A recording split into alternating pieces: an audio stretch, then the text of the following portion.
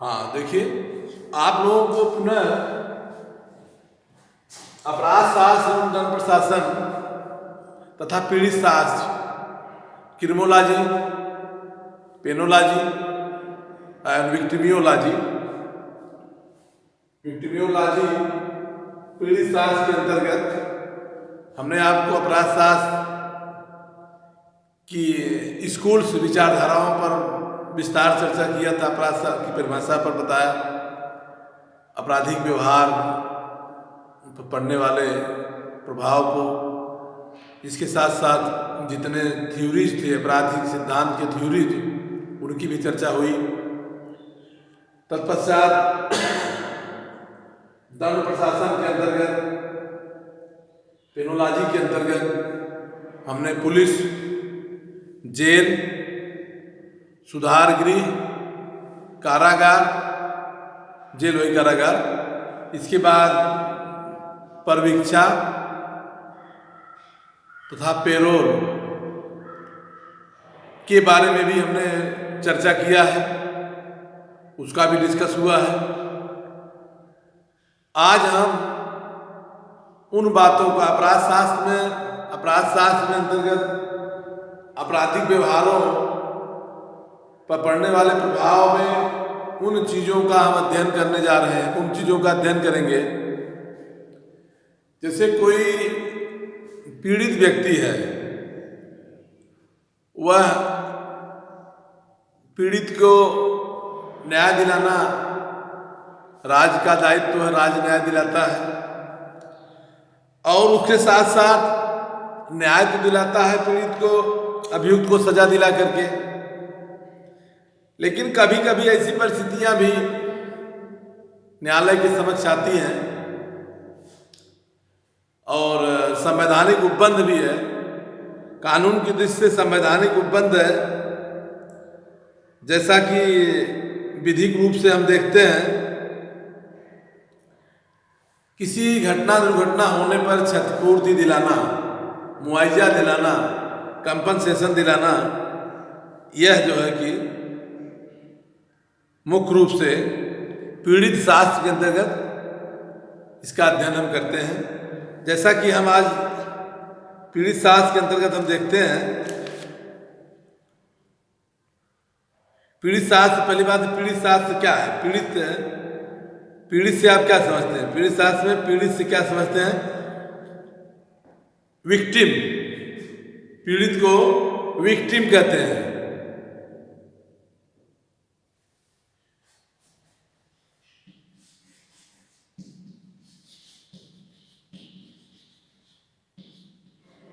Victim, VICTIMS, victim, पीड़ित शास्त्र। पीड़ित से तात्पर्य होता है किसी आपराधिक व्यवहार के परिणाम स्वरूप जो व्यक्ति पीड़ित होता है, जो व्यक्ति उससे जो है प्रभावित होता है, उसको पीड़ित कहते हैं। जिसको दंड प्रक्रिया संहिता 1973 की धारा 2 में उपबंधित किया गया है कि पीड़ित से ऐसा व्यक्ति अभिप्रेत है जिससे उस कार्य या लोभ के कारण कोई हानि या क्षति कारित हुई है, जिसके लिए अभियुक्त व्यक्ति पर आरोप लगाया है, उसे पीड़ित व्यक्ति कहा जाएगा। पीड़ित व्यक्ति से तात्पर्य है, पीड़ित व्यक्ति वह व्यक्ति है जो किसी अन्य व्यक्ति के व्यवहार से किसी प्रकार की हानि, चोट, क्षत, मृत्यु आदि कृत्यों से उसको क्षति हुआ है। इसलिए समाज में पीड़ित व्यक्ति की संख्या भी सामाजिक परिप्रेक्ष्य से इस बात को देखता है कि पीड़ित को न्याय दंड के माध्यम से मिलता है, लेकिन संवैधानिक उपबंध है कि पीड़ित को मुआवजा देने का। अब ये मुआवजा देने का मुआवजा कहते हैं, क्षतिपूर्ति कहते हैं, कंपनसेशन, मुआवजा देने का जो उपबंध है, यह मुख्य रूप से हम देखते हैं कि दंड के इतिहास का अध्ययन करने से सुस्पष्ट हो जाता है कि पीड़ित व्यक्ति की सहायता या उसकी क्षतिपूर्ति मुआवजा का कोई उपबंध नहीं था, परंतु समय और परिस्थितियों के अनुसार संवैधानिक प्रावधानों में भारतीय संसद ने आदि सभी जो है कि मतलब व्यवस्थाओं के अंतर्गत दंड विधान के तहत, दंड प्रक्रिया के तहत विक्टिम को, पीड़ित को मुआवजा देने का उपबंध किया गया, जिसके अंतर्गत हम देखते हैं कि आपराधिक परिवीक्षा अधिनियम 1958 की धारा 5 के अनुसार न्यायालय पीड़ित व्यक्ति को परिवीक्षा अभियुक्त से हुई हानि या क्षति के लिए कार्यवाही में खर्चों का भुगतान करने का आदेश देता है। दंड प्रक्रिया संहिता 1973, दंड प्रक्रिया CRPC क्रिमिनल प्रोसीजर कोड, दंड प्रक्रिया संहिता 1973 की धारा 250 का उद्देश्य उचित कारण के बिना अभियुक्त पर लगाए गए कार्रवाई करने के लिए अभियुक्त के पक्ष में प्रतिक्रिया दिलाने की व्यवस्था करता है। अर्थात दंड प्रक्रिया संहिता 1973 की धारा 250 इस बात का उल्लेख करता है कि उचित कारण के बिना अभियोग लगाने की कार्रवाई करने पर अभियुक्त के पक्ष में प्रतिक्रिया दिलाने की व्यवस्था करता है। आप किसी को गलत मुलजिम बना दिए हैं और गलत मुलजिम बनने से उसकी जो क्षति हुई है, पता चला न्यायालय ने साबित कर दिया कि आप द्वारा जो अभियुक्त बनाया गया, मुलजिम बनाया गया, वह गलत ढंग से उसको बनाया गया, उसको न्यायालय उस अभियुक्त को प्रतिक्रिया दिलाने की भी व्यवस्था क्रिमिनल प्रोसीजर कोड के अंतर्गत धारा 250 में उपबंधित करता है। इसके साथ साथ हम देखते हैं दंड प्रक्रिया संहिता की धारा 357 में भी यह उपबंध है। दंड प्रक्रिया संहिता धारा 357 में दोषी व्यक्ति द्वारा अपराध के शिकार व्यक्ति को प्रतिक्रिया देने तथा अभियोजन के उपगत व्यय की खर्च चुकाने का समुचित प्रबंध करने का है। एक तरफ जो अभियुक्त है उसको गलत फंसाया जाएगा तभी उसको प्रतिक्रिया पाने का अधिकार है, जो दंड प्रक्रिया संहिता 1973 की धारा 250 में उपबंधित किया गया है। और वहीं पर दंड प्रक्रिया संहिता 1973 की धारा 357 में यह उपबंध किया गया है कि अभियुक्त यदि किसी व्यक्ति को क्षति पहुंचाया है और उसको दोषी माना गया है, प्रतिक्रिया उसको पहुंचाया है, तो जिसको क्षति पहुंचाया है उसको प्रतिक्रिया देने का प्राविधान 357 में उपबंधित किया गया। 357 के तहत न्यायालय उस अभियुक्त को पीड़ित के पक्ष में प्रतिक्रिया देने का उपबंध करता है। इसी तरह से हमने देखा दंड प्रक्रिया संहिता 1973 की धारा 358 में भी निराधार गिरफ्तार करवाए गए व्यक्ति को प्रतिक्रिया दिलाने का उपबंध करता है। अगर बिना किसी आधार के किसी व्यक्ति को गिरफ्तार कराया गया है तभी वहाँ प्रतिक्रिया का उपबंध है। इसी के परिप्रेक्ष्य में हम देखते हैं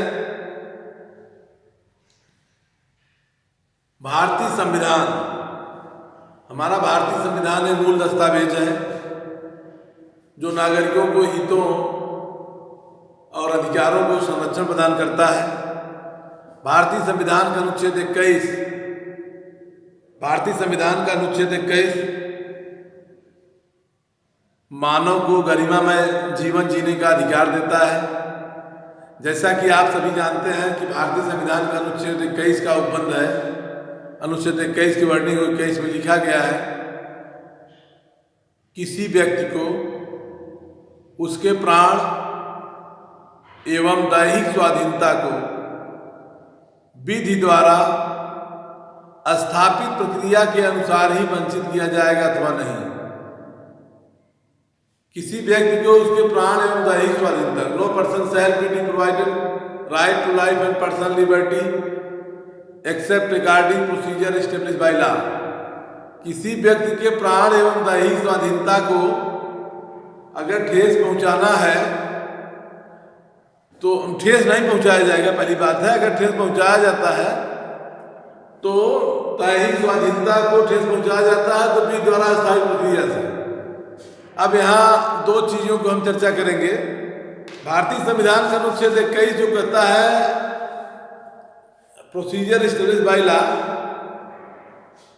इसको भारतीय न्यायालयों द्वारा अमेरिका के और जापान के संविधानों का निर्वचन करते हुए भारत में भी इस बात को बल दिया गया, due process of law, procedure establish by law means due process of law, सम्यक विधि प्रक्रिया। एक है सम्यक विधि प्रक्रिया, एक है विधि द्वारा स्थायी प्रक्रिया। सम्यक विधि प्रक्रिया अमेरिका में है, भारत में विधि द्वारा स्थायी प्रक्रिया है। बाद में न्यायालय ने दोनों बातों को एक माना, due process of law and procedure establish by law. विधि द्वारा स्थायी प्रक्रिया, सम्यक विधि प्रक्रिया, दोनों में अंतर ये रहा। पहला ये बात है कि ड्यू प्रोसेस ऑफ लॉ मतलब है सम्यक विधि प्रक्रिया, जो कहता है फेयर जस्ट एंड रिजनेबल, कोई भी कानून हो युक्त हो, न्यायपूर्ण हो, नैसर्गिक हो। और जो due procedure establish by law है, इसकी भी भाव वही है कि फेयर जस्ट एंड रिजनेबल, युक्त हो, न्यायपूर्ण हो, नैसर्गिक हो। इस प्रकार से दोनों का भाव एक ही है। अपराध शास्त्र के जो पीड़ित को प्रतिक्रिया देने का उपबंध है, भारतीय संविधान का अनुच्छेद 21 के तहत यह प्रोसीजर एस्टेब्लिश बाय लॉ के तहत विधि द्वारा स्थायी प्रक्रिया के तहत बना करके विधि द्वारा स्थायी प्रक्रिया उचित हो, न्यायपूर्ण, नैसर्गिक हो। दोनों बातें अमेरिका का संविधान का और जापान के संविधान का सम्मिश्रण से जो बातें निकलती हैं वो भारत में लागू है। जो प्रोसीजर एस्टेब्लिश बाय लॉ से तात्पर्य विधि द्वारा स्थायी प्रक्रिया से तात्पर्य प्रक्रिया उचित हो, न्यायपूर्ण, नैसर्गिक हो, तभी वह जो है कि मानव गरिमा पर कोई अगर कानून बनता है तो मानव के दैहिक स्वाधीनता को वंचित कर सकता है। दैहिक स्वाधीनता मतलब प्राण से अधिकार तक ही सीमित किया गया, मानव शरीर तक सीमित है। इस प्रकार से हम देखते हैं कि पीड़ित शास्त्र के अंतर्गत भारतीय संविधान का अनुच्छेद 21 एवं भारतीय संविधान का अनुच्छेद 300A के तहत क्षतिपूर्ति दिलाने का संवैधानिक उपबंध किया गया है। ये संवैधानिक उपबंध है कि पीड़ित को क्षतिपूर्ति दिलाने की व्यवस्था किया जाए। इसी प्रकार हम देखते हैं मोटर यान अधिनियम 1988 धारा 140 के अंतर्गत ये स्पष्ट उल्लेख किया गया है। मोटर यान अधिनियम 1988 की धारा 140 में उपबंध किया गया है। दुर्घटना के पश्चात मृतक व्यक्ति या उसके निराश्रितों को मोटर स्वामी या तो बीमा कंपनी या कोई भी जो प्रतिकर की धनराशि प्रतिकर देगा, जीविकोपार्जन का साधन देगा, जीविकोपार्जन के लिए उपबंध का व्यवस्था करेगा।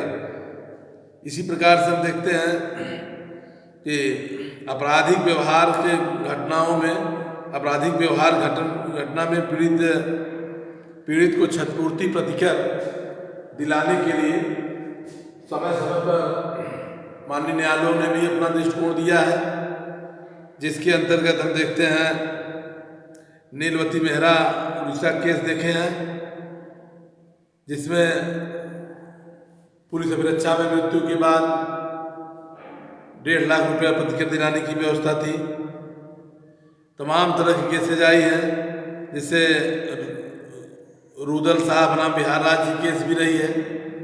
इस केस में भी कैदी को जो 14 वर्ष से अधिक जेल में बिताया, उसमें भी प्रतिकर देने का निर्देश न्यायालय ने कहा, पीड़िता को प्रतिकर देने का उपबंध कहा। इसी तरह से केवल पत्नी बनाम उत्तर प्रदेश राज्य IR 1995 380C 600 के मामले में माननीय उच्चतम न्यायालय ने कैदी को जेल में मृत्यु होने पर समुचित उसके उत्तरदायित्वों उसके उत्तराधिकारियों को विधिक उत्तराधिकारियों को क्षतिपूर्ति दिलाने की व्यवस्था का उपबंध किया है। पीपुल्स यूनियन डेमोक्रेटिक राइट्स बनाम पुलिस कमिश्नर हेडक्वार्टर दिल्ली के मामले में भी न्यायालय ने क्षतिपूर्ति दिलाने की व्यवस्था किया है। इस प्रकार से तमाम माननीय उच्चतम न्यायालय के हजारों